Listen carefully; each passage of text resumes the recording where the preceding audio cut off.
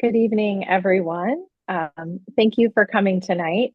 I'm very excited about what I know will be a great conversation. We have been planning this evening for you for a few months now, and we are honored that you have chosen to spend part of your Thursday night with us. I am Danielle Stogdill. I'm the chair of the board of directors for EDsnaps. And as part of my role, I work on leadership development opportunities, including the Career Leadership Awareness Program. I will be one of the moderators this evening, and we are thrilled that we have these amazing panelists with us, and I can't wait for you to meet them. And of course, my fantastic co-host, Jason Bahamundi, who you'll get to meet here in a moment. Before we do get started, I would like to tell you a bit about EDsnaps and give a big shout out to our volunteer board members, advisory board members, junior advisory board members, and champions, many of whom are here tonight. They make everything that we do possible. And even though I know she couldn't join us tonight, I have to give a special thank you to our advisory board member, Suzanne Muller, the Iron Woman herself. She is the one who made the kind introduction, to us at EDsnaps, to Jason. And also a special big thank you to fellow board member Manchi Tian, who is running the webinar for us tonight. She is part of our leadership development team, and this evening would not be possible without all of her hard work. So thank you, thank you. Of course, our fearless leader, Suzanne Kappendijk, Dr. C, as you all know her. Of course, your vision for EDsnaps inspires us all every day as we aspire to EDsnaps' mission of transforming STEM learners into STEM leaders. So thank you for that. And just to tell you a little bit, I know we have a lot of folks from the EDsnaps community here tonight, but for those of you who may not be as familiar, I wanted to just tell you a little bit about some of the other programs in addition to the Career Leadership Awareness Program that we offer. We have virtual and in-person programs. So in the chat, you'll find some information about some of our upcoming in-person summer programs that take place in the Bronx. We'll have the Solid Stepping Stones Leadership Training Program. That will be at Hostas Community College, taking place from June 23rd to 28th. This free program is for young women ages 16 and up. And then we have a 2-week summer program called Happy Hexagons. And that is for young women and girls ages 10 to 17. And that's going to be at the Bronx Community College. So registration information and more details you can find in the links in the chat box. Another cool program that we do at EDsnaps is our e-magazine. We have very talented young writers who interview scientists and other folks in the STEM world. And some of our panelists tonight have been featured in our recent e-magazine. So you can read even more about them there. And these free programs, they are made possible through generous donations from our donor community. If you or your company would like to find out ways to support EDsnaps, there's more information in the chat where you can do that. And of course, you can always feel free to reach out directly to myself or to Dr. C or any of us on the board. Just a quick housekeeping note before we get started. We're going to have a panel discussion for about the next hour or so. We'll cover some topics that Jason and I have planned, as well as some of the excellent pre-submitted questions that we received from our audience during the registration process. Again, a big thank you for submitting questions to us. That was super helpful in order for us to tailor this program to what you all want to hear about tonight. So thank you again. And don't worry, if you didn't get a chance to submit a question in advance, you will be able to submit a question during our Q&A at the end. You can put those questions in the chat, and Munchie will be monitoring the chat all along. So that way we'll make sure to get to all the questions that we can. And with that, I would like to allow each of our panelists to, again, a big, huge thank you for taking time out of your busy schedules to join us tonight. It is so great to see you all. And I am, if you can't already tell, I'm super excited about this. So thank you again. And I'm just going to have everyone introduce themselves. We'll start with Arleigh. Hey everyone, first of all, thank you so much to EDsnaps for having me, because this is an amazing opportunity. I'm the founder of Spring 36, a video production and talent company that I created in 2020, and we feature a music video program for youth, and I'm also a professional dancer. Thank you, Arleigh. And Shelli, you're up next. Well, thank you so much. I'm really honored to be here with you and the amazing listeners we have that are wanting to hear tips about the future opportunities in the industry. I'm a space and military space as commercial space expert. I served in the military for 29 years doing space procurement, and then I led part of an amazing team when I retired from the Air Force called Space Foundation, commercial, civil, and international space. And now I run my own company, being an advocate for the space industry. So if you got on, we're going to talk a lot about those space careers tonight. So I'm really excited to join you. So if you have some questions, put them in the chat. We'll talk about what space got to do with it and how you can find your entryway to launch. Fantastic. Robert. Hey everybody, my name is Robert Rodriguez. I'm a below the knee amputee, a three-time USA athlete. I have an organization called Impossible where I speak to companies, corporations, and youth organizations. And I also work in business development in the orthotic and prosthetic industry, servicing patients who might have lost a limb due to cancer, car accidents, diabetes, and just very honored to be here and very thankful for EDsnaps and everyone for putting this together. Excited to hear some of these questions and make an impact. So thank you everyone for having me. Thank you, Robert. Pat.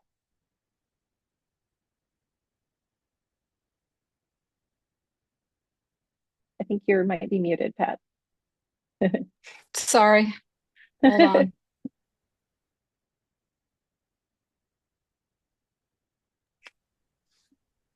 How about now? Hopefully I fixed that. There you go. Yep. Well, I'm not going to set. win the Zoom award tonight. I'll tell you that.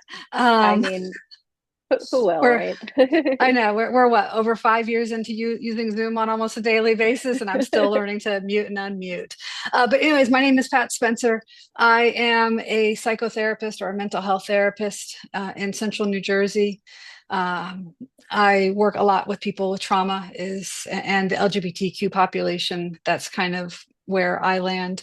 And I also run a mental skills coaching business for female endurance athletes, of which I am one. Fantastic. Thank you so much. And finally, over to Baylee. Hey, everybody.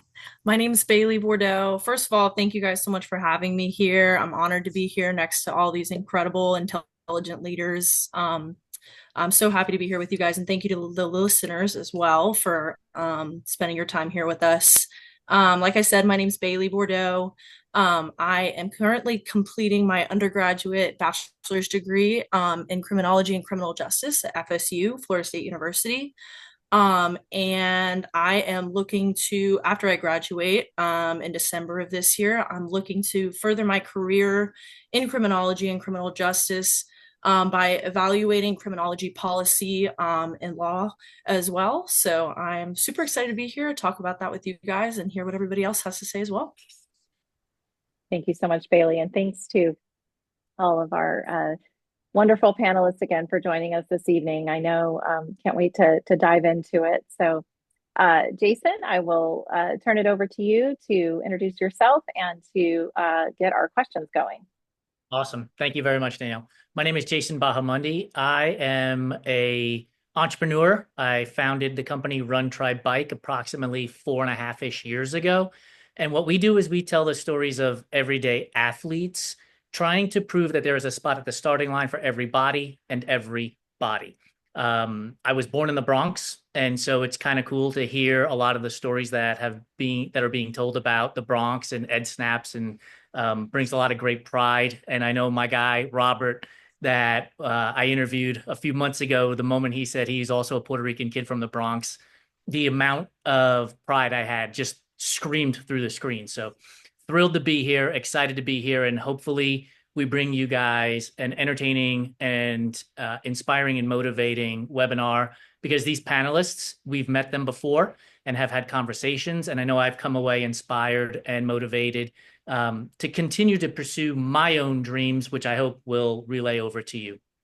And so we're going to jump right into it with our first question, which we're going to direct towards Arleigh, who, as she said, is an entrepreneur. She founded Spring 36, And one of the questions that came up while we met, and I just keep pondering over and over again, is this idea of taking your passion, which is dancing, and turning that into your career.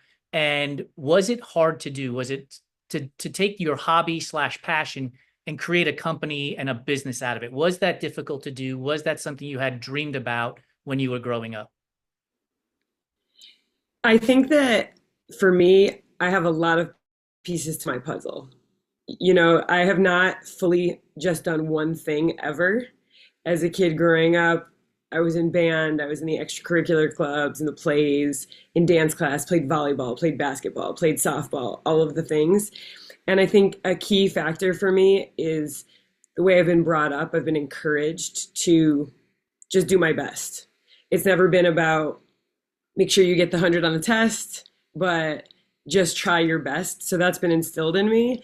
And my process has been very gradual. Started dance class, had the choice to join dance class, had teachers who inspired me, had a teacher who mentioned you could be a professional dancer, which I had no idea about. Saw some music videos that I really liked. It was like one thing after another. And then I got to college and I wanted to dance all the time, but I had this interest in video production. It was adding another layer. Now I want to do this professionally. Let's move to New York City. And, I'm from Elmira, New York. I'm from a small town. It's not the same as living in New York City for sure, but I think it's just like a brick by brick scenario. Sometimes we don't see the entire picture. I mean, none of us know what's going to happen later on, but I think being persistent and persevering has been my biggest factor with building a career of a lot of different pieces. So I wrote this down as you were talking. It sounds like, and you can correct me if I'm wrong, that you are a patient person who is defining success by your metrics and not success based on what somebody else thinks success looks like. Absolutely. There's a Mikhail Baryshnikov quote about, I don't try to dance better than anyone else. I only try to dance better than myself. And I think that's just something to live by, that what is going to be my path is not the path of somebody next to me. And as long as I'm continuing to make progress and I'm working toward those goals, I'm personally happy. Before I go on to our next panelist, this last follow-up question.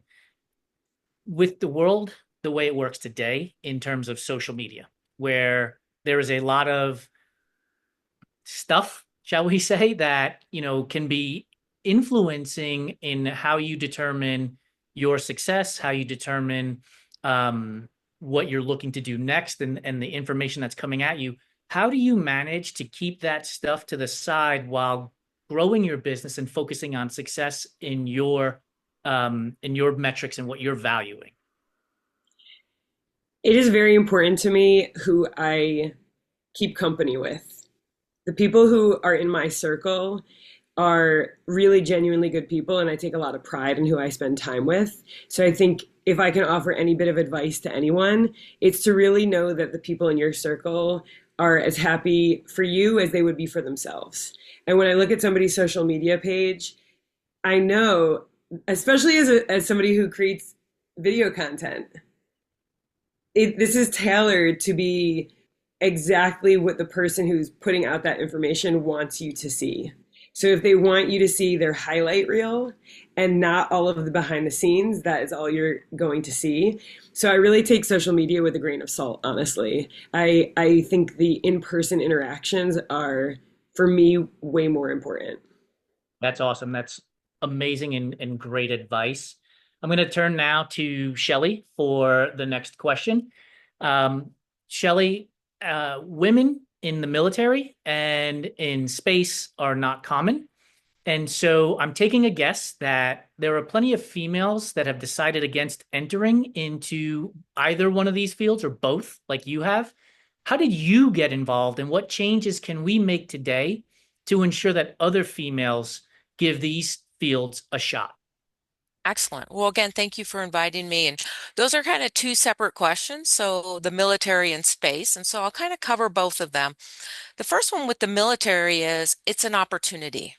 And many times people, men and women, depending where they're from, their background, what their parents think, they may eliminate the military as I happened to take in a test for the military. I just tried it. It was called the ASVAB, like the Armed Service Aptitude Battery Test, that told you what your good skills were. And by taking that, one, it gave me insight into what I was good at. And then all the recruiters started calling me, and it opened up a doorway to a possibility I'd never thought about because I did not have college money.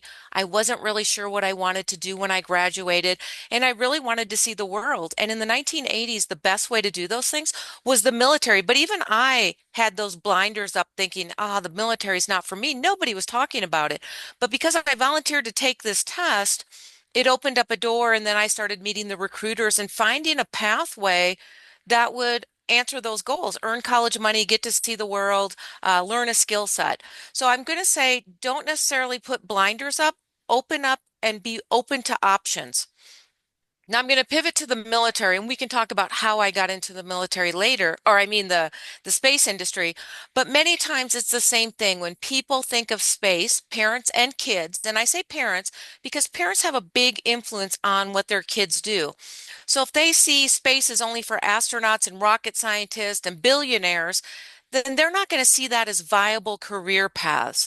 But as many of you know, space is commercial now. Yes, in the Apollo era 60 years ago, you were government workers, you were STEM, science, technology, engineering, mathematics, and you worked for two countries.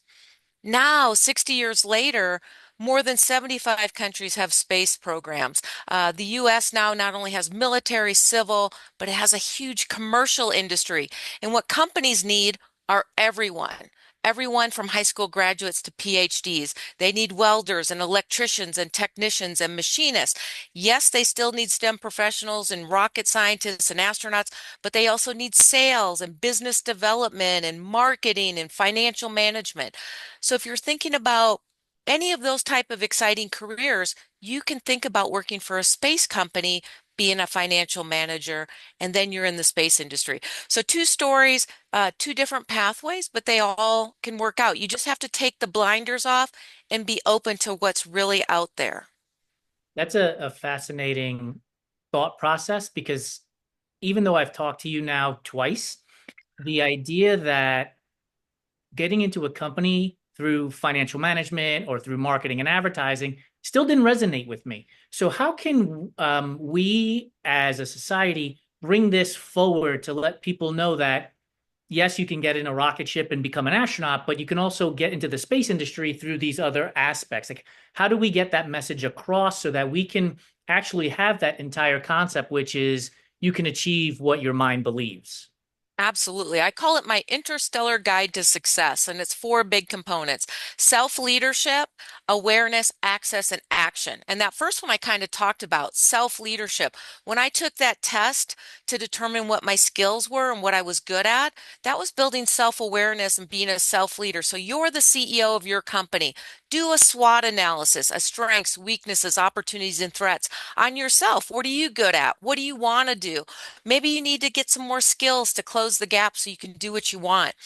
And then the next step is awareness. And that's what we're doing tonight. I love going out talking about what are the career opportunities in the space industry. I know we have some college graduates on the call tonight. And some of the greatest resources out there to build awareness, besides awesome programs like this, are LinkedIn. You know, there's some great networking groups called Opportunities for Youth. You can join that group on LinkedIn. They have a website. Every day they're posting scholarship, jobs opportunities. There's other careers out there, international relations. Every day I see you can sign up for their newsletter, and they're putting out jobs and career paths. The space industry has the safe. There are even headhunters that are focused especially on the space industry. So there's opportunities. So you got to know yourself, build that self-leadership. Then you got to do awareness. You got to find the things you're looking for. Then you do the access points. Where are the access points to get in and find those things? And then you got to take action. So I call it the interstellar guide to success. And as you're talking, I'm thinking to myself, once you complete your SWOT analysis on yourself individually, go find mentors in the spaces in which you have found your strengths and your opportunities, who can then help you turn weaknesses into strengths and get yourself into that field. Would you agree with that? Absolutely. I put that in the action phase of finding mentors, building networks, and getting training, whether it's formal or informal, because we all think, yes, if you want to be a rocket scientist, you want to get a STEM degree. But I know a lot of astronauts like Dr. Cyan Proctor, who actually did analog training missions where you go out in the desert and simulate that you're in space or on the moon. And so there's formal training, but there's also informal, and there's internships and fellowships. So look at all those different training opportunities that, one, give you skills, but also build that resume. Find those mentors and join those organizations that can help you network into the industry you want to be part of. That's awesome. Thank you so much, Shelli. That last response is a great segue to bringing Robert onto the conversation. One of the things that Robert mentioned in his introduction is that he goes and speaks to companies through his company called Live Possible. And so it brings forward this question that I had based on what Shelli just said, Robert, which is, why become a motivational speaker and start Live Possible? Did you see or hear from somebody that led you to believe that this was something that you could do yourself as well? Sure. Thank you, Jason. And I love everything that Shelli just said. Yeah, so my company is Limb Possible because I am missing my right leg. And the reason I became a motivational speaker is because I started off as an athlete, someone who's missing their right leg and wears a prosthetic. I was often trying to figure out where I belonged. I was searching for who I was and my niche and how I can give back. And as a young man, I really wanted to make sure that whatever I gave out to the world, I was providing a positive opportunity for others. And I found that through sport, just as a competitor, because it was a way to show people what I can do instead of what I can't do, being labeled as someone who's quote unquote disabled. And the first team that I was a part of, it was an amputee basketball team where we played standing amputee basketball opposed to being in a wheelchair. What we would do is we would fly to different states and we would do speeches about our stories of how we lost our legs and kind of what we went through in our lives. And then my second visit, we went to Indiana and I actually met a young lady. Our message was to never give up. And after we all spoke, we met a young lady who actually had plans to take her own life that weekend because her parents were getting divorced. She was failing out of school, and how our message to never give up really inspired her.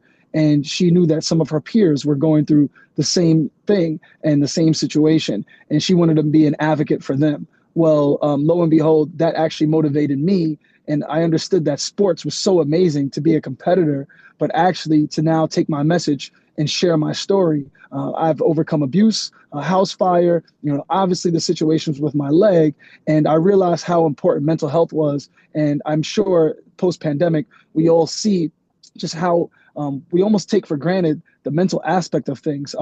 Our body is our vessel, and we live here every day. So it all starts with the mind. And so I dedicated myself to then build up a motivational speaking company where not only to help adults, but really focused on the youth, because I knew that there may be that little boy or little girl out there who struggled not only with maybe a disability, maybe things at home, and they needed some inspiration. I wish that I had. And so I then created Limb Possible and been very fortunate to speak to over 100,000 students year to date, over 5,000 employees at companies like CNBC and Nike and New York Life, not only to share my story, but to educate on how to be strong, how to go through structure with your mental health, and to be able to just focus on your goals day by day. And more importantly, because it's not said enough, to love ourselves. This is a day and age where we have so many options, we have so many things being thrown at us that the influence and the overstimulation can be unbearing at moments. And so really the heart of my message is to love ourselves because sometimes we don't, just to keep it in layman terms. And, there's a quote that I love, because as a young man, I always wish that my leg would grow back, that things would change, that I just try to work hard to be perfect. But instead of waiting for the perfect moment, just taking the moment and making it perfect. So I've dedicated myself to that, not only within the motivational speaking space, but as an amputee. I work in hospitals all around the United States, helping people pre and post amputation. And I'm very just honored to be a part of an amazing panel who really believe we're all doing the same to make these connections, to make a greater impact, and for a positive future going forward.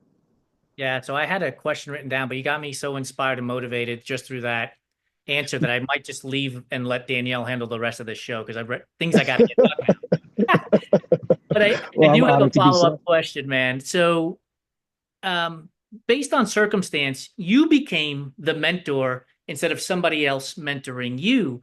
And so then I started to think about, did you have fear when you first started in doing this public speaking and presenting your scenario? And how did you overcome that? Because there are a lot of people on this webinar panel or show right now who are probably scared to do something. And we need to overcome that fear. So how did you overcome any fear in public speaking? I love that. Thank you. So I believe preparation is key. I'm also a USA athlete. That's why I'm in the car. I'm actually just landed in Oklahoma and going to the Olympic Paralympic Training Center for sitting volleyball for Team USA. But so I would truly believe not only in sport, in work, but as well as speaking, preparation is key. And the more that you're prepared, the easier it is to tackle your task. So yeah, it may be, we were all fearful just to drive our car, but then a year later, you may have been, started off at 10-2, and then a year later, you're driving with one hand because you're comfortable. So I believe the more prepared you are, then the more comfortable you can be in any setting, especially speaking. If you prepare yourself for your presentation, then you're able to kind of take on anything that may not go the way that you planned, and then kind of roll over that. And then often, when I was a young boy, I got my report card back and it often said, Robert's a great student, but talks a lot in class. So I love to kind of say it back to my mother, I told you so, because now I do this as a profession.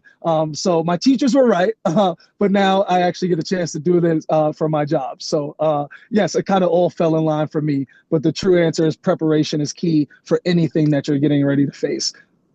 Awesome. I appreciate it, which is a great segue. By the way, to the audience, these answers were not prepared in advance that allowed me to move through our panelists. But the idea of preparation and overcoming mental health struggles leads us to being able to talk to Pat now, who, as you heard in her introduction, is a therapist, mental health, dealing with a lot of people who need to overcome some traumas and working through that. So Pat, thanks for joining us today.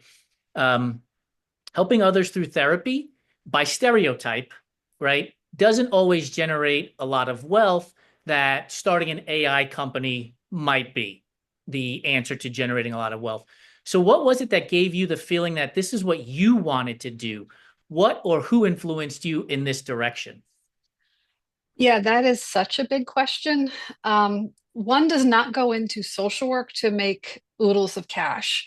My degree is I have a master's degree in social work. We're not known for having tons of cash to spend. But I never actually dreamed of being a social worker or a therapist. My journey to being a social worker started like as a kid. Actually, when Shelli was talking, I couldn't help but think I grew up in a military family. My father is a retired Air Force pilot. And I was fortunate enough to meet actually women in the military. One of a woman in my dad's squadron, she was in the first class at the Air Force Academy to have women. So I learned really young that women can do amazing things, that we're not just, and I'm not putting down the professions of teaching and nursing, because I think they're amazing, but we're not limited to those professions. So I grew up actually with the dream of being a fighter pilot. But then I got eyeglasses and I failed math. And so that dream just went by the wayside. So I ended up getting my undergraduate degree in education. I have an undergrad degree in elementary and special ed. I went in the Peace Corps for 2 years and I taught, and I opened a preschool for kids with handicaps in Tunisia and North Africa. And who sends a 22-year-old out to start a preschool? I don't know what people were thinking, but they allowed me to do that. And when I was there, I found out it's not actually teaching I liked, it's actually working with people that I liked. And so when I came back to the States, I'm now like 24 and I have an undergrad degree in education, but don't want to do education. So I went and I talked to actually one of my former professors at Seton Hall, where I had graduated from. And I told her what I enjoyed.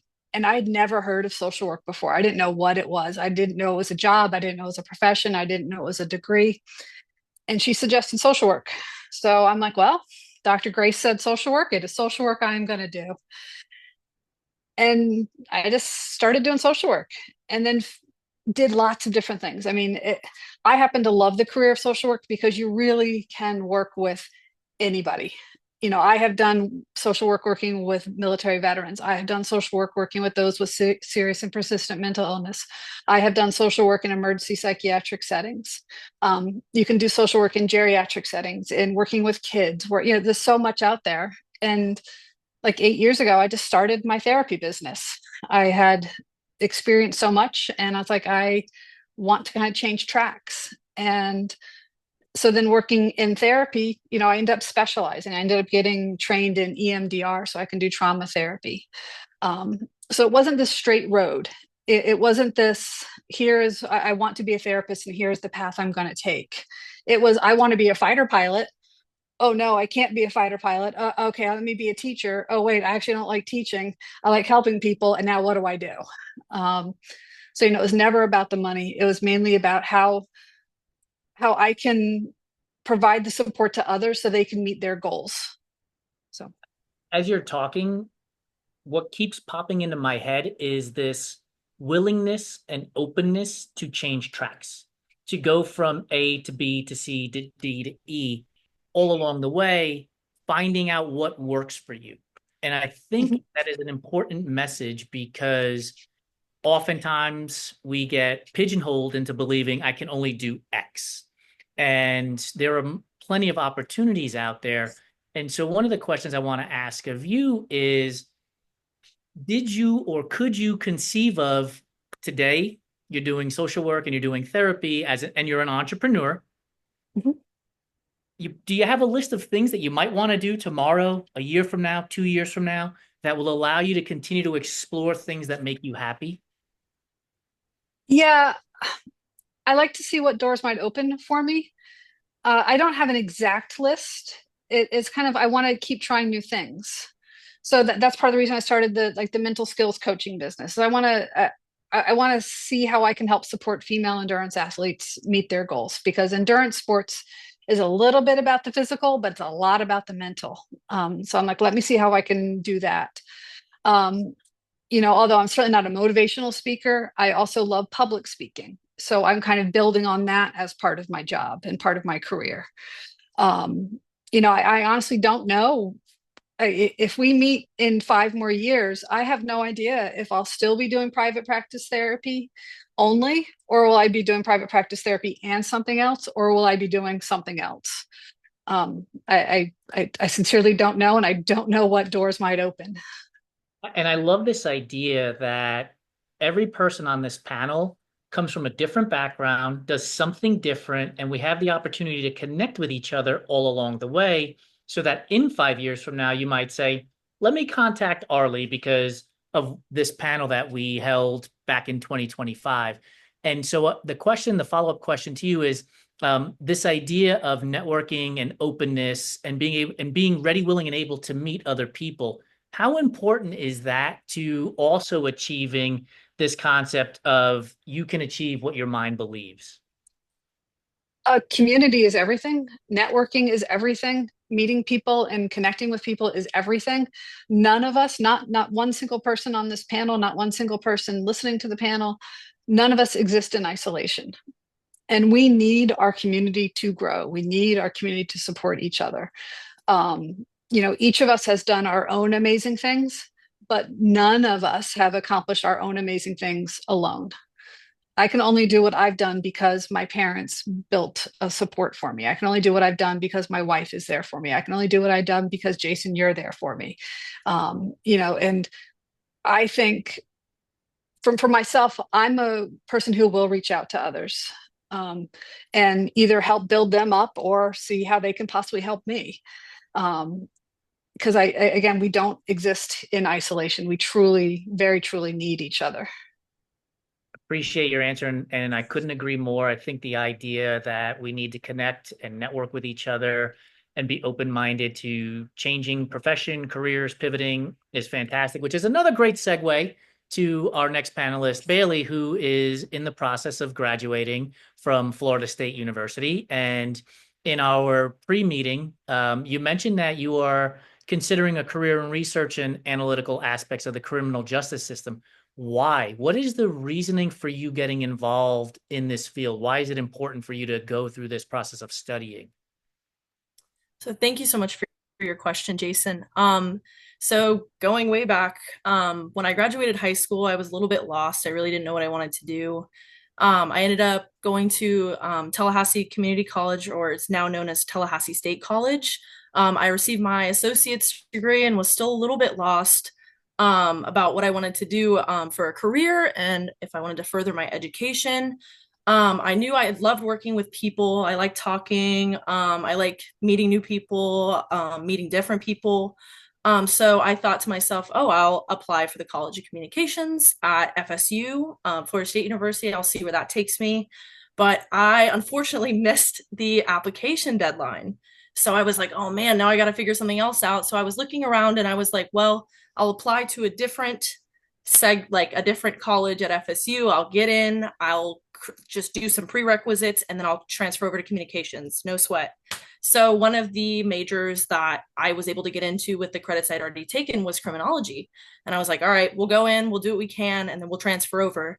But when I took my first semester of classes at FSU, I kind of almost fell in love with what I was doing. A spark lit in me and I was like, oh my gosh, this is really cool. I really enjoyed learning. And it got me really passionate. And going back to your question, why do I want to be involved with research in criminology? I learned a lot about how our criminology or the criminology system works. And nothing is perfect. There could be changes made everywhere, but to give you a short answer to your question, why I want to do this is to make a positive impact, to make positive change. And like I said, nothing is going to be perfect. Nothing is going to be absolutely how we want it to be, but making something as close to perfect as we can is honestly my goal with criminology research. When you say positive impact, when you're thinking about those two words, is there something that comes to mind? Is it ensuring that people who are not guilty don't get found guilty? Is it people who have been found guilty and are not guilty, we can figure out ways to get them out of being incarcerated? What does positive impact mean to you? Yeah, a lot like Pat, I actually received my minor in social work. So I really also developed a passion for helping underserved populations, making sure that everybody has the representation that they need. I'm all about fairness and equality, bridging gaps between communities, making people come together, and like I said, making positive impacts on people who may not have somebody or a support system there to help them through these things. So making life a little bit easier for those people to navigate. That's amazing. I don't know if you know the name Maya Moore. She is a former professional women's basketball player who actually retired at the peak of her career to help her now husband actually get out of prison because he was wrongly incarcerated. And so when we think about pivoting in our careers and changes and the impact that people are having on our lives, here's a professional athlete who hung up her basketball shoes to go into the field that you are looking to get into. And so I think it just goes back to this whole idea and concept of being open-minded to what the world presents to us so that we can make a pivot and a change when the time comes. Absolutely. I'd never heard of her before, so thank you for sharing. That's incredible. It's funny that you bring up open-mindedness as well. That's what I was just about to say too. I try to live my life with an open mind, not just for myself, but for others as well. Giving people the opportunity to share with you what's going on, just listening and making sure that we're paying attention to people, whether we think that we're going to agree with them, whether we do agree with them, whether we disagree with them, making sure everybody's voice is heard and making sure that we're doing what we can to help people. And I had a professor, something that'll stick with me, what he said, correction involves change, but not every change involves correction. So what that basically means is we can evaluate things and we can correct, or we can change them, but we can't, I'm sorry. We can, correction involves change, but not every change involves correction. Sorry, I get them mixed up. But basically it just means that we can change things, or we can correct things, sorry, but not every change that we make is going, not every correction that we make is going to make a change that we need to see, is basically what I'm trying to say. So that was interesting. It's like a square rectangle kind of thing. You can have one, but not the other. Yeah. And that is a great metaphor, a square rectangle thing. It's a conversation I have with my wife all the time about squares and rectangles and how they work together. Baylee, thank you so much. Before I turn this over to Danielle, who has some questions for the panelists as well, I want to remind those of you who are joining us to think about what Shelli talked about, what Baylee just talked about in terms of her professor, which is mentorship and finding mentors, because then you can network throughout those mentorships, like Arleigh talked about networking and Pat talked about, and so did Robert. Those are all little pieces and parts that can connect you to other people that can help you figure out what it is that you want to do next in your life. And I think that's really important to remember and go back to what Baylee said, which is keep an open mind, because your next opportunity might be a conversation away. So I'll turn it over to Danielle now, who has some questions for our panelists as well. Thank you so much. Thank you so much, Jason. I really appreciate hearing from all of the panelists, and I've been taking notes, so many insightful things that I'll be taking away to use in my own life. So thank you for that. So I do have a question, and this will be for any of our panelists who want to go ahead and jump in. Basically, we've been talking a lot about how you can achieve what your mind believes. That is the theme, of our evening tonight, and all of your, great insights into your career pathways and where it hasn't, necessarily always been, that, straight route to what you've ended up doing, which I think is, true for most of us. And it's great to hear these experiences. But, sometimes you probably need to decompress or reduce stress, when things aren't going as well as they could be, or even just, to take some time, for self-care and taking care of ourselves, which is so important. So is there a specific practice or an activity that you follow, something that's, helped you, sort of take care of yourself and help achieve your goals? I can jump in real quick if you want. My self-care is actually pretty simple. It's making sure I sleep. If I can get a good night's sleep, I can absorb most of what the world throws at me. And when I get that sleep, it also helps me to kind of get rid of what happened during that day. So if I sleep well, and as long as I get some type of movement every day, it doesn't have to be a 50-mile bike ride. It can be 10 minutes of stretching, but sleep plus movement, that's my self-care, like in just a few words. I'll jump in. I think sometimes what happens is people get overwhelmed, and I get overwhelmed, right? I write books, I speak, there's just so many things. People are emailing, there's social media, and it's really important to do that. We talked about that Interstellar Guide to Success, that self-leadership. You're the CEO of your company. You can't be responsible to everybody else. You have to focus on what's important to you. You're the CEO. Then it's about awareness, not necessarily awareness of everything out there, but awareness of what's important to you. What are your values? What are you passionate about? And then you have to filter things, because there's so much information out there. I can get on the internet and search something, and 2 hours later, you're like, oh my gosh, where did I go? So take a step back. What are your values? What are you focused on? What are your goals? And then create a plan. I'm writing my next book. I can't write a book in a day, it can get, you just gotta, can I do one small thing today? Can I interview someone? Can I do an outline for a chapter? Can you do one step today that helps you accomplish your goal? And I'm sure Pat will agree with that's good advice. Just do one small thing because, if you add up all those small things, then you see where you are in a year and it's like, wow, I can't believe everything I accomplished. So when you're doing that small thing today, just remember in a year, you'll be able to look back and be like, oh, I'm so glad I did that. So that's just a little bit of my advice. Do your self leadership first, know yourself. What are you excited about? What are your values? What are your goals? And then how do you focus on them and just do a little bit every day? I'll jump in next if that's okay.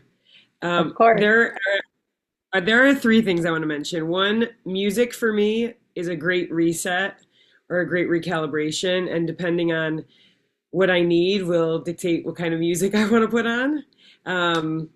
I had a lot of things on my to-do list today, and I've been listening to some jazz that just lets me focus on what words I'm reading at the same time, or maybe what emotions I'm having at the moment. So that's a good recalibration for me. Also, that company who I said I keep, that good company, I will phone a friend and just check in. And a lot of times, because of the people who I surround myself with, I'm like, oh, you're getting your stuff done? Okay, I'm going to get my stuff done at the same time. But it's kind of a refresh, a restart. We're in different environments. We don't all do the same things. And you're all about to learn a brand new Arleigh fact. I love to volunteer at Gallup NYC with therapeutic horsemanship. And I'm not somebody who had ever met a horse. That's what I like to say, until this gentleman was taking my adult tap class and he said, Arleigh, don't touch my sweatshirt. It has horse slobber on it. I said, what do you do? And he was telling me about Gallup NYC, and I don't get to go there as often as I would like. It is so different from everything else I do. And it calms me so tremendously to be around the horses, which I'll be honest, I went from my first experience being like, oh my gosh, this horse is enormous. And I've never stood next to an animal that is this gigantic. It was my favorite horse. His name is Mr. Big. He's the biggest horse that they have. And there's something about just going to that environment. There's fresh air. It's beautiful. I'm not doing the same thing, like I said, that I necessarily am doing all the time. And I love all the things I do, but that change of pace and being around some other people who have other interests and learning about other things. So those are my three interjections. I'm happy to add three as well. My biggest, I believe, reset is writing things down.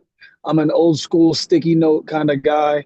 So I love writing things down, but I also have these notebooks. And for me, it's where I just kind of start just naming some goals, holding myself accountable, getting things out of my head and on paper, which really makes me feel good and allows me to see it in a different light. And I love having like just that checklist where just accomplishing the smallest task, how it really rejuvenates me and makes me feel like I've conquered the world, even if it's just making your bed. The little things do matter. So that helps me a lot. I'm a huge family guy. So spending time with my family is really, it's very cliche, but it's the best, especially my children. They have fun. They don't care what I've done. They don't care about my leg or anything. They just want to have fun. And so it takes my mind off of everything. I truly believe the essence of family. We get so distracted now with all the things in our personal lives. And so just spending time with family is amazing. And then my last, believe it or not, is fitness. Fitness has got me out of depression so many times. Going for a short run. My coach and I, we have a 10-minute rule. And it's just like doing something. It doesn't have to be my normal training. It could just be doing something that's little, getting the body moving. As someone who's missing my ankle joint, we take for granted just a wrist, an elbow, a shoulder, a knee. So just getting out and moving, being just active and being able to just work up a sweat. It always makes me feel good when those endorphins go off. So those are my three factors, how I reset and refocus. I can jump in as well. So I usually keep myself pretty busy, which is good sometimes and not so good other times. Like I said, I'm completing my degree right now, so I'm taking full-time classes. And I'm working 2 jobs to support myself through college right now. So I do keep pretty busy. But what I like to do is when I have free time, I like to fill my free time. And sometimes when I do that, I find myself getting burnt out. And at the end of the day, I'm like, oh my gosh, I always have so much to do. So reminding myself to take some time to just like chill out for a minute. I know that sounds like super basic, but I usually try to cut out at least 30 minutes or an hour for each day just for myself. I'm a very social person. I like hanging out with my friends and everything. So that's always great. But what helps me and what helps me not get burnt out is making that time for myself and making sure that I'm doing the things I enjoy at the end of the day. I'd like to add some stuff in here quick too, Danielle. So Yeah, no, of course. I was going to ask you. I'll add to the series of 3. I'm with Robert. Go do something active, whatever that means. It might just mean doing push-ups or bicycle crunches or something simple. But I started using this word at the beginning of the year, which is perspective. And so when I get stressed out, I write the word perspective down and then I start to work backwards. Where was I yesterday? Where was I a month ago? Where was I 6 months ago? Where was I a year ago? And I gain perspective of what's happening to this point so that helps eliminate the stress. And I get to tell myself, you're doing great. You're moving forward. This is fantastic. I become my own self-cheerleader. And then the last thing is my guilty pleasure, which is watching The Real Housewives of Beverly Hills and The Real Housewives of New York, because that also gives me perspective. Because I'm like, I think my life is hard or crazy or bad or whatever it is you want to talk about. And then I watch the reality shows and I'm like, all right, everything is cool in my life. I'm good. I can go forward now. And it's just gaining that perspective through that guilty pleasure for myself. I love that I learned something new about you tonight, Jason. That's fantastic. No, I mean, I think everything is so important. You know, I love what Robert said about writing things down. I'm definitely a write things down person. I have, many sticky notes and notepads and things. If you could see the other side of my desk here, and I'm also a writer and a journaler. So that's one of the things that I do when to try to get that perspective. So thank you all for that. That was fantastic. So I guess this is sort of a little bit similar, but different maybe. This was one of our audience submitted questions that came in with the registrations. How do you stay motivated when progress feels slow? So you're working towards your goals. All of you have done so many fantastic things and have so much going on, but I'm sure there have been times where it just seems like it's to get to that next piece. Does anybody have a take on what you do and to stay motivated? I can jump in on that. Motivation is really hard. I kind of have to remind myself that I don't have to be motivated to do something. Action does not require motivation. When I'm starting to feel a little bit stuck, one of the first things I'm going to do is look back on why am I actually doing this? So kind of going back to what Shelli had touched on, kind of what's the goal? But behind the goal is what's the why? What am I hoping to really achieve? What am I hoping to say either about myself or what am I hoping to help with the world or whatever that why happens to be? The next thing I'm going to look at is I'm going to look at if I have the skills, the tools, the opportunities, and the supports to be able to do what I want to do. Because if I'm feeling stuck, something is wrong. What is it that's wrong? So I'm going to kind of take a look and like Jason talked about, maybe look back and say, when did this go awry? So doing a behavior chain analysis of going, okay, when did this stop? And then looking, did I have the skills? Do I know how to do this? Do I have the tools? Do I have the opportunity? And then do I have the supports? And if I can identify where the issue is, I can then identify kind of how I'm going to go forward, or even if I'm going to go forward. Because sometimes, as much as people hate hearing this, sometimes the right decision is to kind of cut your losses and stop doing what you're doing. possibly then reevaluate and maybe go for a different goal. So that's my 2 cents on it. I'll hop in also if that's okay. What Jason said a second ago about perspective is a huge part of motivation, in my opinion.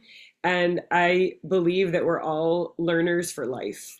So my perspective is that, let's say I go to 100 dance auditions.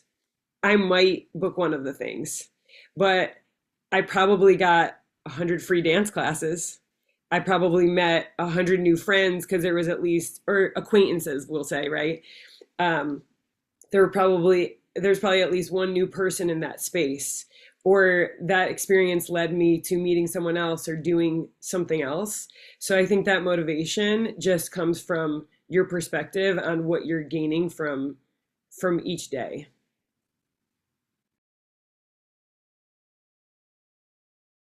I'll jump in here yeah. with this idea that what Arleigh just brought up, which is very similar to what I do in sales. I am a salesperson. I have to make phone calls, be on Zoom calls, send emails. And if I'm really successful, and I mean really successful, I close 20% of the people I talk to, right? That wouldn't even get me anywhere near the Hall of Fame in baseball. Not even close, right? Yet for me, that is success. But here's what's happening all along the way. Those 8 rejections are 8 network connections, are 8 people that I've just gotten to meet, and 8 people that will remember me that might say to somebody else, hey, you need to go talk to Jason. And so it's reframing that. And again, putting it into perspective that it's not a loss that they said no. What they said was not right now. And then when the time comes, they'll remember me and they'll be able to either network me, meaning they'll connect me to somebody else, or they'll come back and say, hey, I like what you've offered. Let's do a deal. I have the resources today to do it. I'm happy to jump in as well. For motivation, I think for me is just chipping away. Just slow, that cliche, slow progress is better than no progress. And understanding that I have a big butterfly theory. Sometimes you may be a caterpillar, but if you do the necessary steps, you may go into that cocoon, but you'll come out bright and beautiful. And what I'll do is I'll put on YouTube videos and music. And the one thing that I do to get motivated actually is get off the phone. Leave this phone alone. The phone is actually sometimes so demotivating. I didn't grow up with a cell phone in my hand. And I feel like sometimes it just takes the motivation away. I'm looking at apps and looking for things. So I just try to be active in the house. It could be to clean the house. I'm a big person on, you know what? I want to organize my thoughts. Let me start by organizing my room. Just putting some things away and just cleaning out the clutter, even if it's 9-10 o'clock at night, because that helps me become motivated either for the next day or for the moment. So I'm big on just like organization, and then that allows me to be motivated for the next task. And then I just want to add, I did see in the chat, someone said, how do you hold yourself accountable? And to add, I use the calendar now, going back to the phone or on my wall. My wife hates it, but I have some boards in the room, like dry eraser boards, and utilizing the calendars in my phone or the ones that are up on the dry eraser board. And that's how I hold myself accountable. I know there's a deadline. I know I have to meet that. Oh my gosh, it's 2 days away. Oh my gosh, it's 1 day away. And that's kind of how I hold myself accountable. So, yes. Can I jump back in for 1 second and say, to echo what Robert is saying, that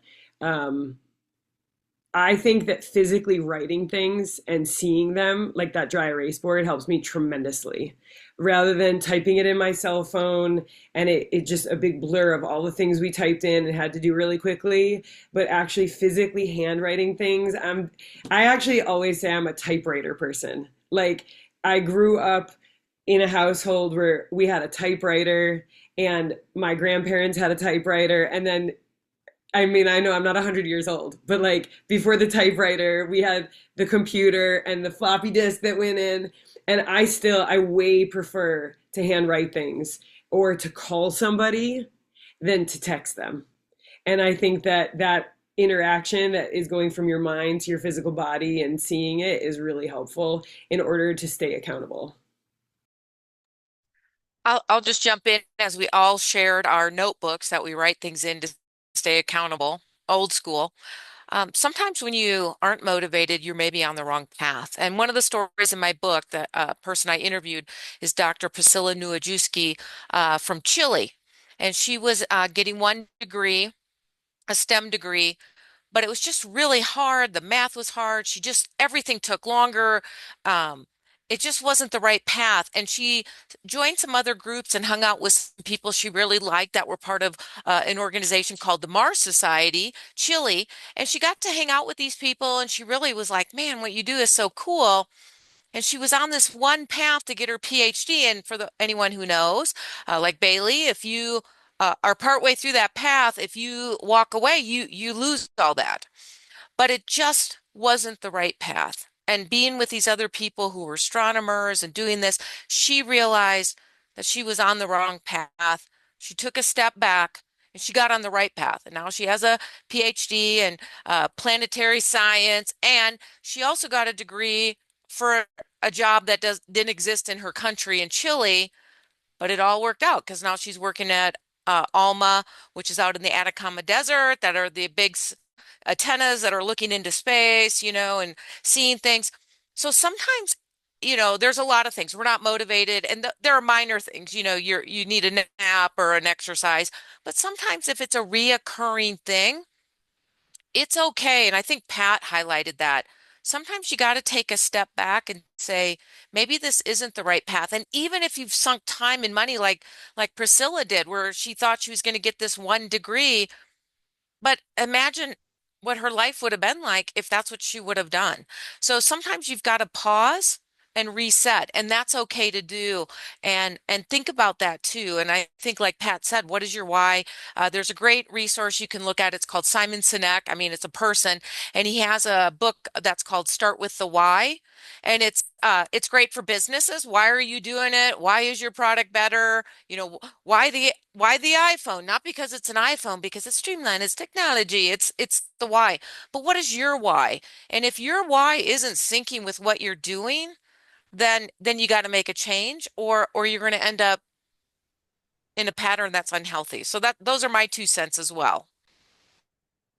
Simon Sinek is one of my favorites. Every quarter, I watch his TED Talk because it motivates me and it inspires me. And it takes, I think the total time is about 17 minutes, which if I can't sacrifice 17 minutes to help me move forward in life, then what am I doing? And he has a quote in there that reminds me of why I should keep doing what I'm doing. He says, people don't buy what you do, they buy why you do it. And it is a driving force for me. It is a quote that I've written down more times than not. And I highly encourage those of you who are watching this panel discussion, go to YouTube, type in Simon Sinek, Start with Why, and watch that 17-minute video, and you will come away inspired and motivated. And I can jump in quick as well. As far as motivation goes, something that I try and do is, I like to call it turning a negative into a positive. So if I'm struggling with something, if I'm dealing with a tough situation, for example, like a year ago, I was having some issues with a roommate and had to have a tough conversation with a roommate. That's obviously not a situation I wanted to find myself in. It wasn't fun. I didn't enjoy it. But when I have to do those tough things, I take a second and think to myself, well, what are the positive things that came out of this situation?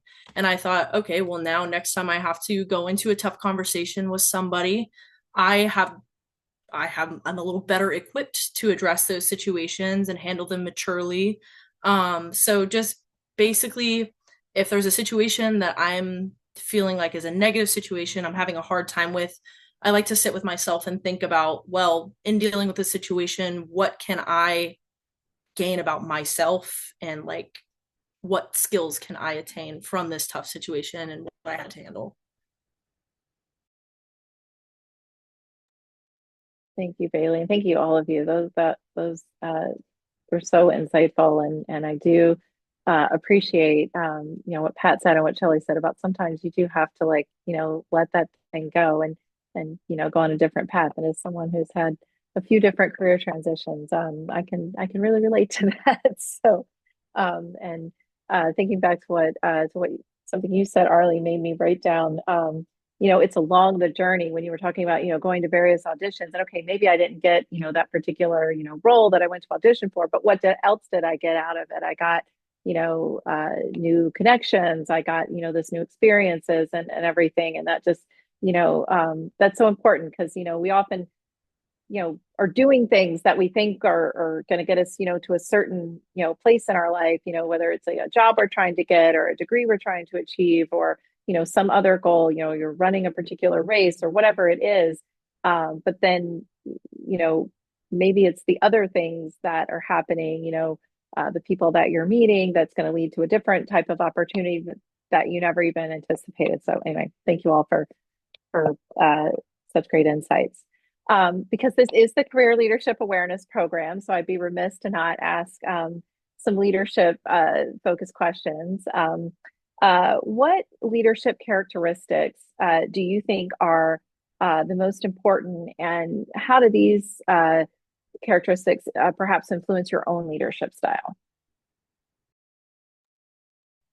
I'll jump in. One of the talks I love to give is about out of this world leadership and what are the leadership things we're looking for in leaders today and into the future. And the three traits that I really look at after having interviewed a number of people are leaders today need to be inspirational, they need to be authentic, and they need to have gratitude.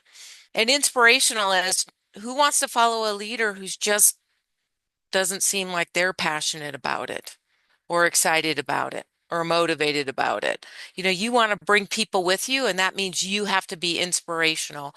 Being authentic means how many times have you seen people on the news, they're reading talking points or they're doing something, but you don't really believe what they're saying connects with their passion, their heart, their authenticity. So it's really about, especially in today's social media age, are you saying something that you truly believe and connecting with people at the heart level? And then the last one is gratitude. Paying it forward. I'm sure that's why many of us are on this talk tonight. This is about paying it forward, giving back, being a humble leader, being a servant leader, having gratitude for all the people who helped me in my journey and how can I help others. So those are the three things I'll say are out of this world leadership: being inspirational, authentic, and having gratitude. I'll jump in if that's okay. I think that being a leader does not mean you're in charge. It means leading by example. I think being a good listener, a good team player, a good communicator, those are all qualities of being a leader. And in my many things I do in a day, one of the things I do weekly is teach 2-year-olds how to dance with their parents in the room. And we've been having all these conversations about upbringing and discipline and things like that. And I feel that my parents, my older brother and my grandparents, all 4 of my grandparents have led me by example. And I ask my parents, like, did you teach us to say please and thank you? And they'll say, no, you just said please and thank you. We were never drilling you on saying please and thank you. But I know that it's because I heard my parents saying please and thank you. I remember we would go on trips to see my grandparents in Long Island, and we would drive through the toll booth late at night. And at that time, there was somebody who took your money at the toll. It was no just automatic easy pass. And I remember thinking about my dad would make sure that he said, how are you doing? How's your night going? Thank you so much, to this person who was in a toll booth by themselves. Of course, to me, that's exactly what you do. You have a conversation with whoever you're encountering. My mom's an educator, and I see her, greet everybody equally, no matter what job they have in the school or what age they are in the school. And for me, my parents and my like I said, my older brother, my grandparents, those are leaders for me, but it's because they're leading by example. And I think that by seeing them greet everybody with the same kind of courteous kindness, and also they work tremendously hard. So I think that for me is being a good leader, is that example of just how you do things and how you work. But again, it's that teamwork. It's that everybody is at an equal playing field and listening to each other. And I can jump in. I just want to echo kind of what both Shelli and Arleigh have just said. That leaders, it's not a position. You can certainly be an official leader in an organization because somebody has given you a title. But the best leaders are the ones that are leading more by example. And as to jump on the Simon Sinek love fest here, I love his talk and also his book, Leaders Eat Last, which is about leaders. The one thing that leaders do is they take care of those behind them. They lift others up. They're not stealing the spotlight. If an employee does well, a good leader is going to make sure that employee gets the spotlight. Praise in public type of stuff. But also leaders lead by example. If I'm an official leader, if I'm a supervisor in a program or an agency or an organization, and I expect my employees to show up on time, I had darned well better show up on time. You have to walk the walk. But I also believe that good leaders take the time to get to know at least a little bit about those that they are leading. You don't need to know every single detail, but just a little something to show some type of interest. Because what we know in psychology, Carl Jung had a theory called parallel process. And parallel process is that as I treat my employee is how my employees treat the clients. And so a good leader is going to treat people the way they want their employees to treat people. So I guess mine just boils down to take care of folks, be nice to folks, and live with some integrity and authenticity. I'm happy to jump in as well. So a big thing for me is leading with love. It's a big factor for me. And I love what everyone said. Leading it's you lead with action, not authority. And most people, think you lead with authority. And what it said is that you want to be close enough to people that they can relate to you, but far away enough where they can look up to you and you can motivate them. And as I'm sure everyone here on this panel and the listeners, again, it's action. So you would love for your actions to inspire others to just do more, to be more, to dream more. And to me, that is the true meaning of a leader. And being able to do that daily. It's a tough job. People see the word leader and think it's the head at the table.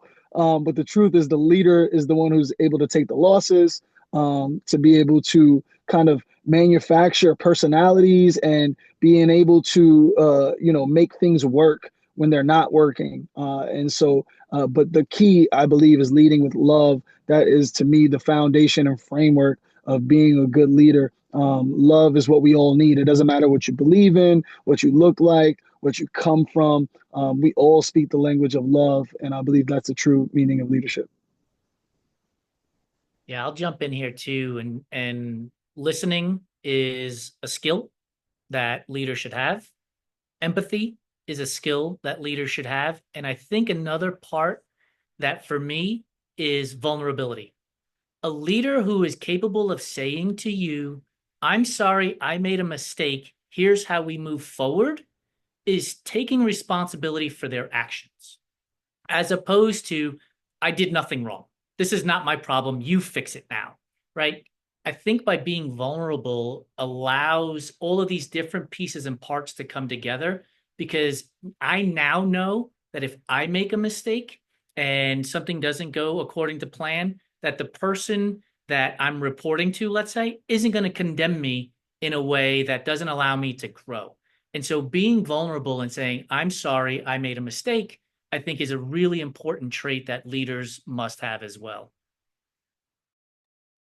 And I can jump in here quickly. I like what you said about that, Jason. I think that when you're able to be vulnerable with someone, it helps you build rapport, which helps grease all of the wheels and make everything work perfectly, or as close to perfect as we can.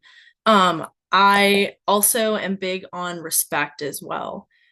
Treating everybody with respect, even if you find yourself in a leadership role, that doesn't mean that you get to talk down to people or treat people differently just because you are in a leadership role.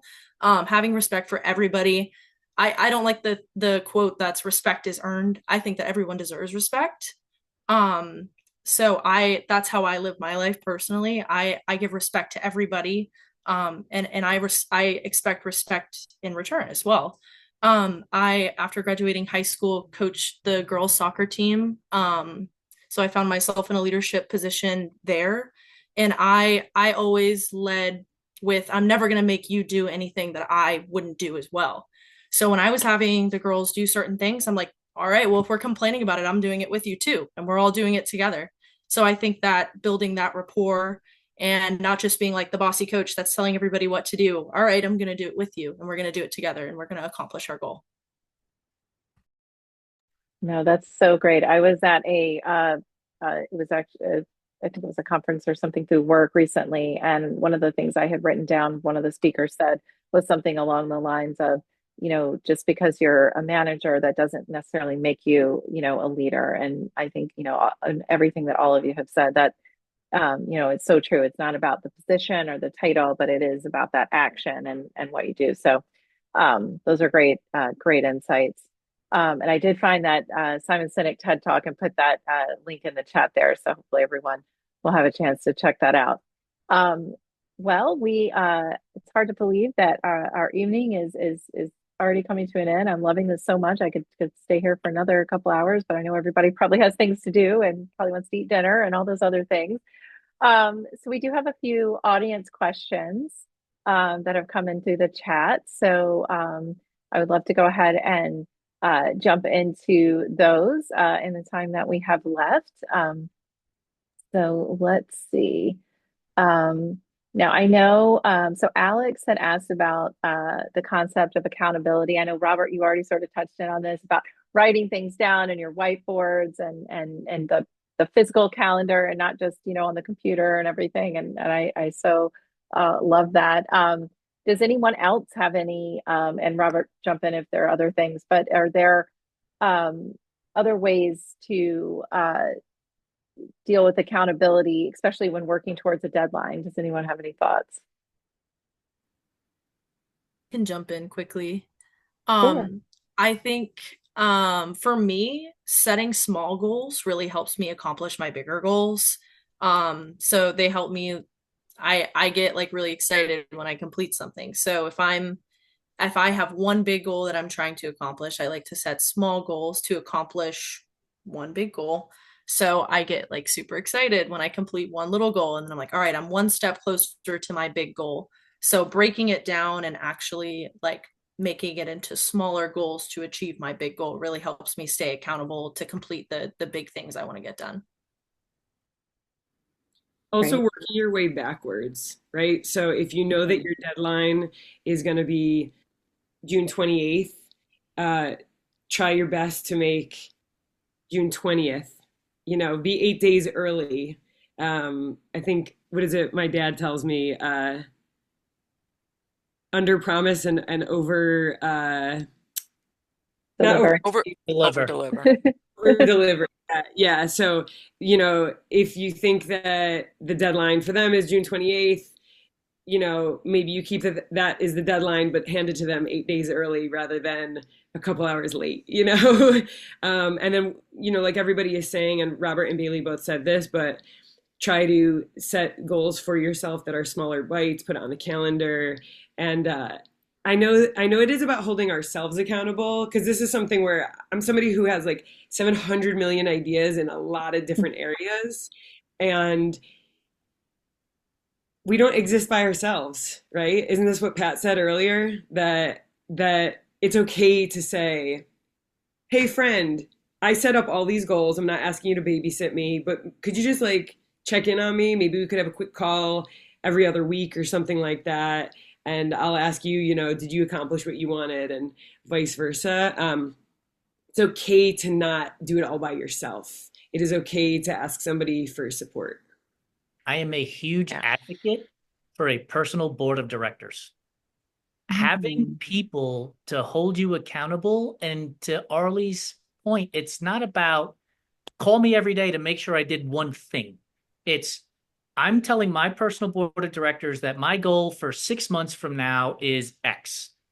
Can you message me, call me 4 months from now to make sure I'm on point?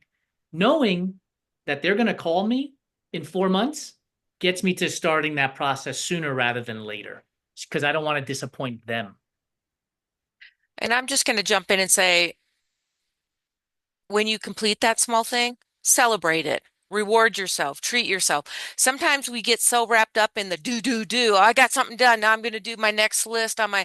Sometimes you got to step back and say, hey, I did accomplish that. I'm going to celebrate that. I'm going to go have, go to my favorite restaurant. For me, that's an In-N-Out burger. I mean, you know, make it something that rewards you that, because otherwise you're just making it a slog. Celebrate the small things and then celebrate the big thing too, but celebrate because life is short. Enjoy the journey. It's not about the destination. It's about the journey. Enjoy each day. Enjoy the small steps. Enjoy the small victories. All right, and I guess I'll jump in. Yeah, everything everybody has said is amazing. Yes, let's celebrate the small victories. Yes, let's look at our goals.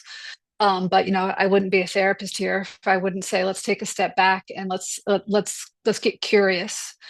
What is the challenge of being accountable for this? Is it again, just kind of going back to the why? Is this something that's not important to you? Do you not have the skills, the tools, the opportunities, or the supports to do this particular thing?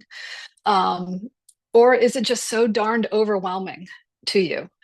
I work a lot. I have a lot of my clients are college students, and a lot of them this time of the year. I know all of y'all, like, you see, finals should be done. I'm hoping, fingers crossed, your finals are done. But a lot of students are like, okay, I don't want to do this assignment, so I'm pushing it off. This is too big, too scary, too burly. I don't like it. I don't like the teacher. I don't like that, whatever it is. And that I don't like gets pushed and pushed and pushed and pushed and pushed.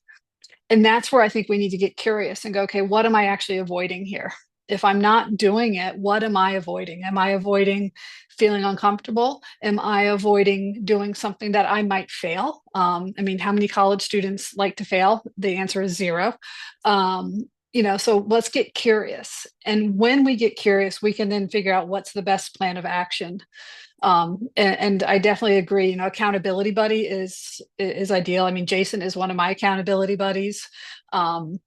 It's like but I know that's something that I need. So, I think we have a lot of great ideas here from myself and the other panelists. But I also think that for everybody listening, the answer is inside of you as to what accountability looks like for you. Because I don't see who answered. I didn't look at the chat to see who asked that question, but I would love to be like, all right, so talk to me. What does accountability look like to you? What is the obstacle? What is getting in the way? What are your successes? What are your failures? And if we get curious, we'll find the answer. Thank you so much. I see our next question in the chat is actually from Munchie. Munchie, do you want to come off mute and ask your question? Hi, thank you. And thanks everyone for all of these brilliant suggestions and advice. And my question is that, do you feel satisfied with your current career stage? And if so, how did you achieve and maintain this status? And if not, how do you balance your ambition or desire and keep your well-being? So I just jump in. I love what I'm doing. I am so happy with where I am. But always striving for what's to come next. It's about celebrating where I am today. It's like when I do long bike rides, I'll go off and do a 5-hour bike ride, but that 5-hour bike ride is made up of 5 hours. So each hour kind of celebrating. And I think I do the same thing in my career. If I love what I'm doing, I think I'm a really good therapist. I think I help people an awful lot. And that's how I kind of keep going, especially on the bad days.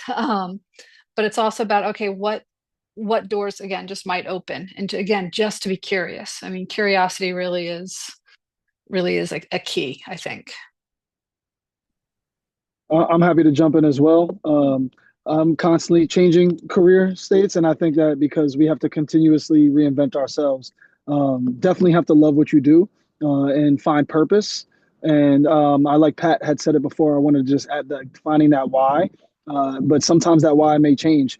The you who you are today may not be the you who you were 5 years ago, and it may not be the same person in 5 years from now. You may have loved the color purple 5 years ago, and pink may be your favorite color now.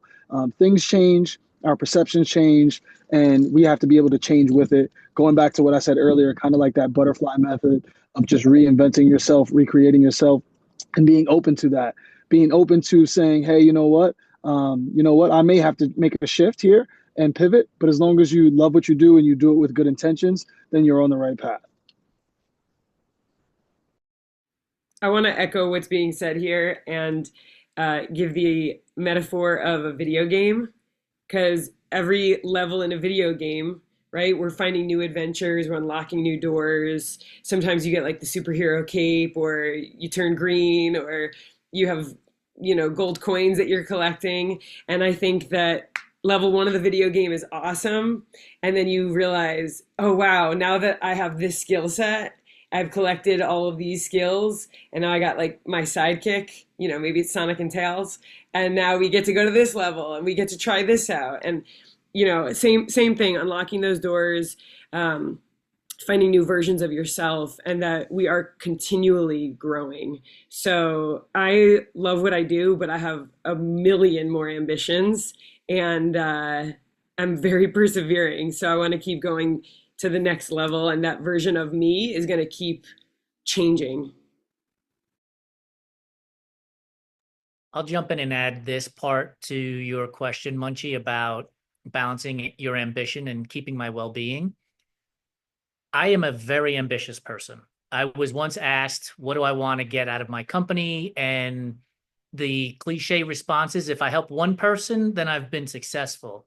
And I said, that's too cliche for me. If I want to help 1 million people, that's very ambitious.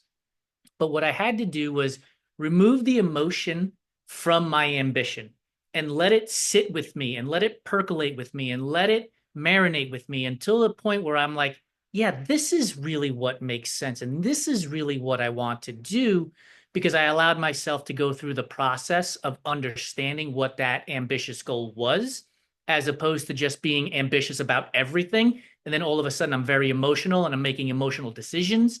And then I find myself, going off the path that I originally had intended. So I don't have to act immediately on that ambition. I'll write it down. I'll talk to my wife. I've talked to Pat. I've talked to a bunch of different people, my personal board of directors, so that I can remove the emotion from it, and then I can move forward.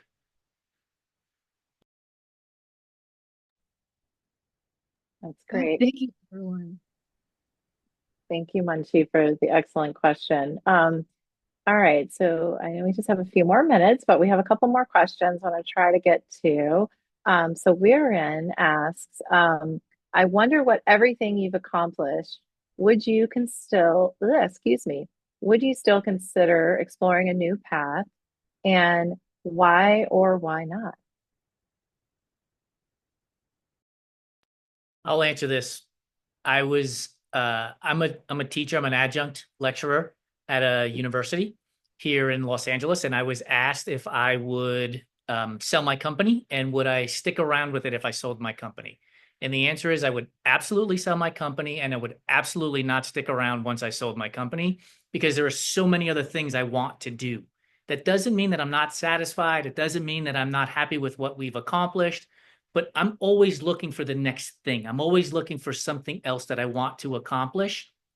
And oftentimes, right, people believe that if you sell your company or you close your business down, that it's a failure. No, the reality is, if I close my business today, we've been profitable, we've been successful for 5 years, we've influenced tens of thousands of people, and that is successful. And now my life is directing me in a different direction, and I want to go down that path. So I don't think that you have to stay on your career trajectory forever. I think you can absolutely consider other moments and move as life goes on. I'll just jump in real quick. Quite honestly, I love that question. And at first I was like, oh, I absolutely would change paths. And I would, if it was the right path,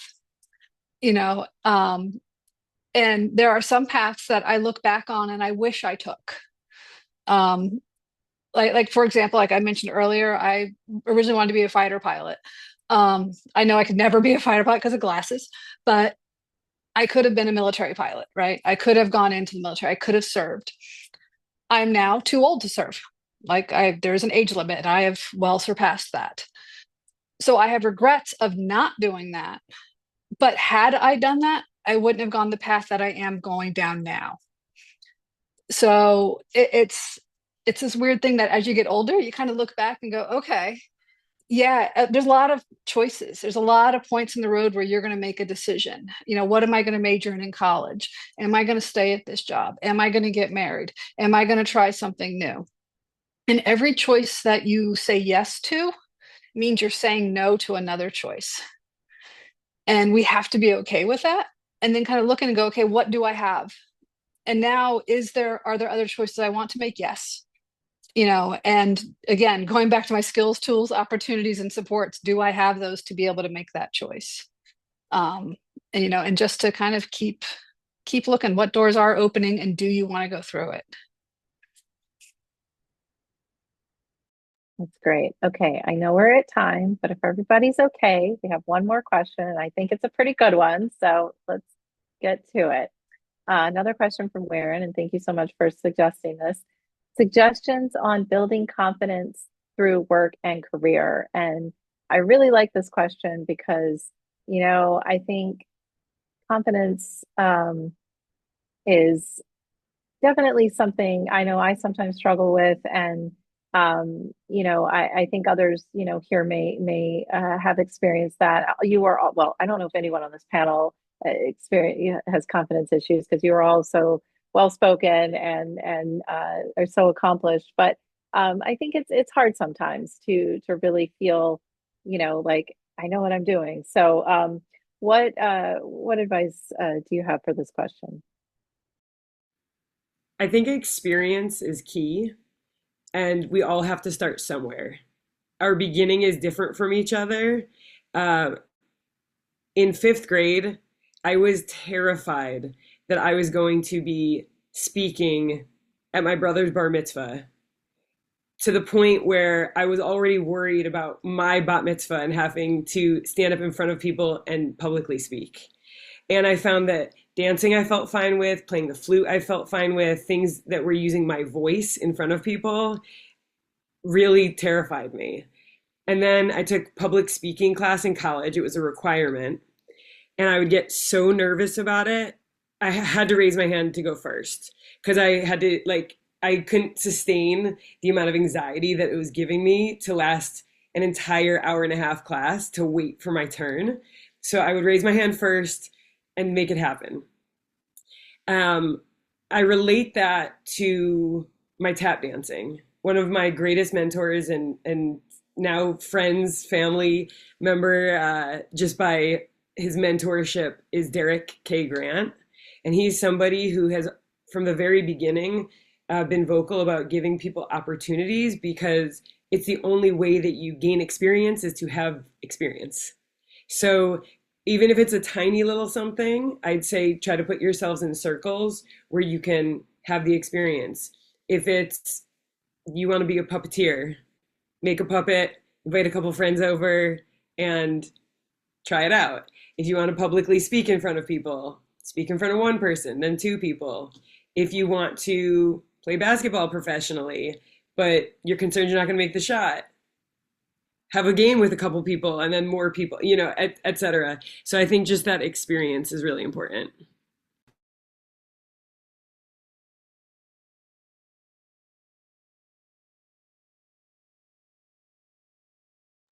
I'll jump in real quick too. So I wrote down, say yes, right? When people ask you to do something, say yes. You're going to be nervous. There is a chance you may not get it right. But one of the mantras we have at our company is failure isn't terminal. It's a building block to success. But the only way that you can miss that shot is if you take the shot. The only way you can figure out if you're good or bad at something is if you actually say yes to doing the something. So I would encourage you to say yes. I'm just going to jump in and be a little bit of a naysayer, you know, right as we're closing up here. I think confidence is really important. And again, kind of like you don't have to be motivated to have action. You also don't need to feel to be confident to do something. It is about kind of jumping in and doing and having the experience. And I do agree. Like one of my things I tell anybody I supervise is I want you to make a new mistake every day. When I meet with people I supervise, I actually have them start. I want you to tell me about one case that you really struggled with this week, that you really screwed up. I want to hear about the bad stuff. And now we'll talk about the good stuff afterwards. But a person can only do that if they're safe, if they're psychologically, emotionally, and physically safe. If somebody is working in an office or in a setting where the boss is demeaning and berating and putting them down, they're not safe to take a risk.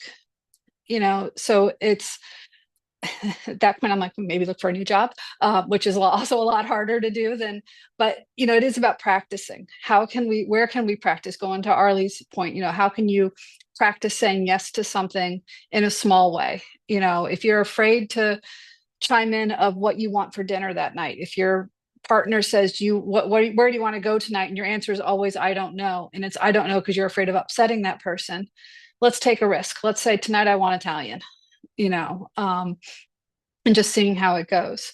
But we really do need to be psychologically, emotionally, and physically safe to be able to take these risks. I'm happy to jump in as well. There's something that I say to my kids, try something new, you'll fly somewhere new.